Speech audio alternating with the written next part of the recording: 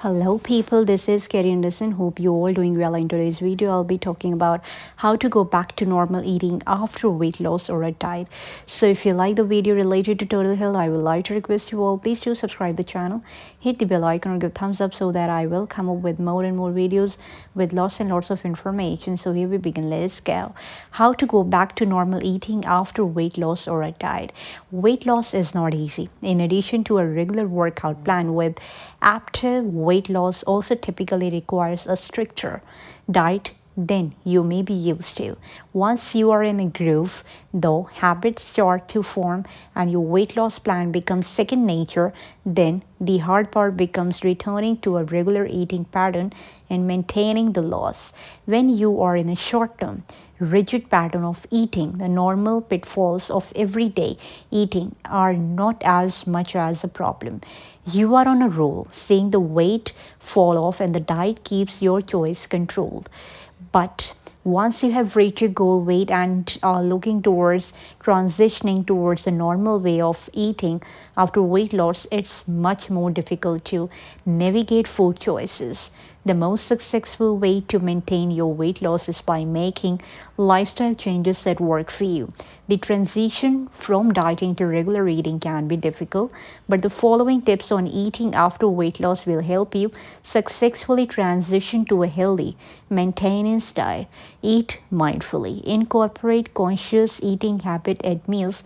Make a pact with yourself that you will avoid mindless eating. This includes the kind of snacking that is so off the radar that you don't even remember how much you eat. Mindful eating allows you to better process your body's signaling stop when your body says it's full. To do this, make mealtime the main event, set the table, turn off the television and phone and just enjoy the meal.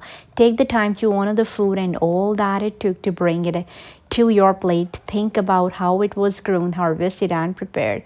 Slow down your eating and savor each bite. Allow yourself to think about the aroma, texture and taste of the food. Set your utensil down between bites as you chew and stop for a drink after several bites.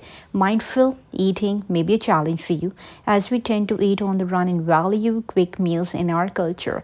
Be patient and give yourself time to learn how to change a lifetime of eating habit. Expect setbacks. Yep, there were times when you just could not say no to the extra helping of cake. You had just a little too much to drink or you lost your control at the appetizer table. That's life. Learning how to handle dietary slips and get back on track is probably the most essential tool for maintaining weight loss. When you have when you do have a bad food day, be done with it. When your head hits the pillow, you can always start fresh the next morning. Those three donuts are history. Holding on to any feelings of guilt associated with a diet will only derail your self-esteem and determination. Chalk them up as a delicious detour and get back on the healthy eating train. Besides, now that's a normal diet consists of healthy food. Those donuts or whatever your sleep food was probably left you feeling dizzy of food reinforcement to stay on track. Avoid rigid eating after weight loss.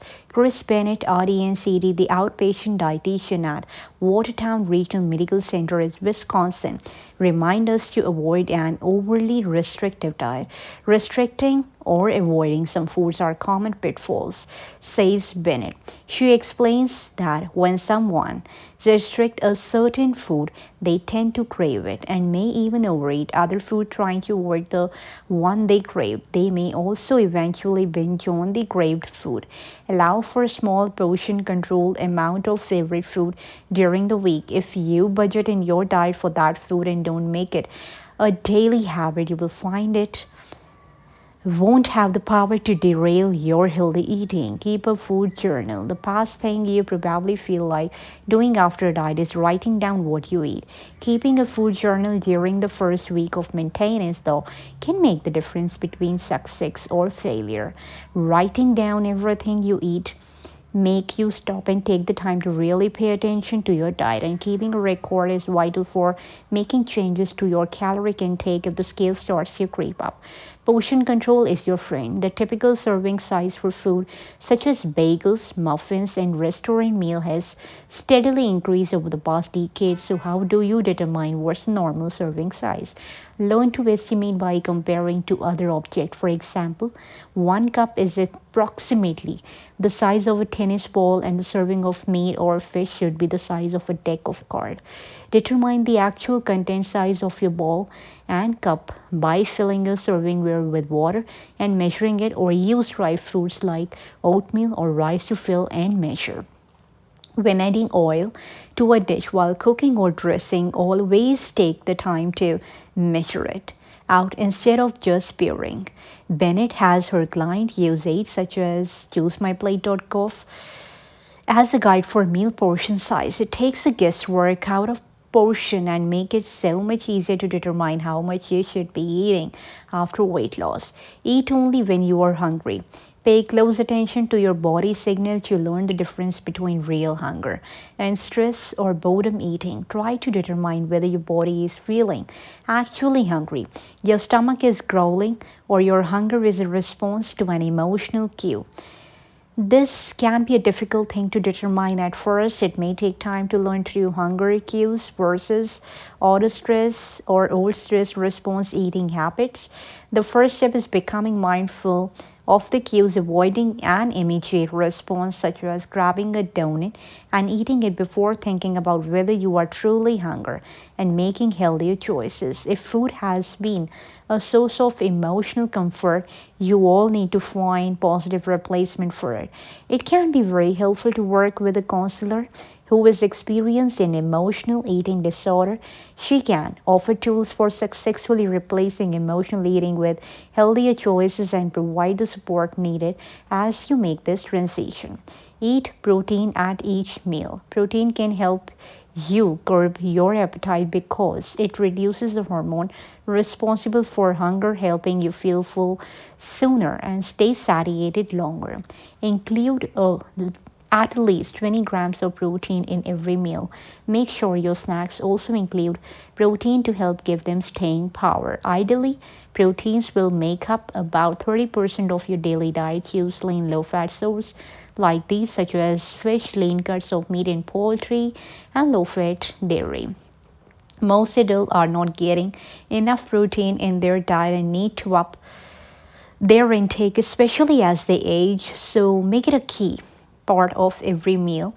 Get your sleep. Studies have shown that not getting enough sleep can disrupt your body's hunger signal. When you don't get enough quality sleep, your body becomes less glucose sensitive.